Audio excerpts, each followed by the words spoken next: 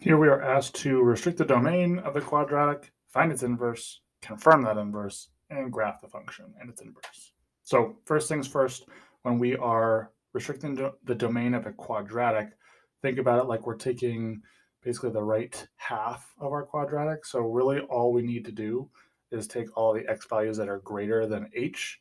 In this case here, we don't have an h value, so we're just restricting it as an x is greater than or equal to 0.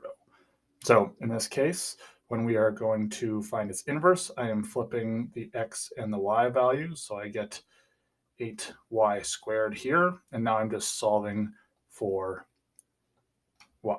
So I get, say, 1/8 x equals y squared.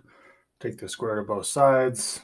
So f negative 1 of x equals the square root of 1/8 x. So now what I'm going to do is I'm going to go ahead and double check by using composition. When I'm using composition, I'm taking all of this and I'm plugging it in for x in my original function. So that means is that I end up getting 8 times the square root of 1 over 8 x squared.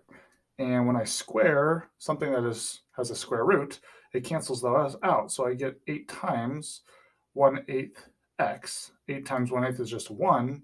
So I'm left with just x. So confirmed my inverse there. Now I'm going to graph both of these. So when I am graphing my original function here as a quadratic, it looks like I have an a value of 8. So I'm stretching it vertically instead of going 1 over and 1 up. I'm going 1 over and 8 up. So this is a really skinny parabola here. And pretend that's kind of parabolic in shape there. And then my second one here is the opposite. Remember, when we are graphing the inverse, we are flipping it over this line y equals x. So instead of going 1 to the right and 8 up, I'm going 1 up and 8 to the right. So this one here, same idea, and flips that direction there.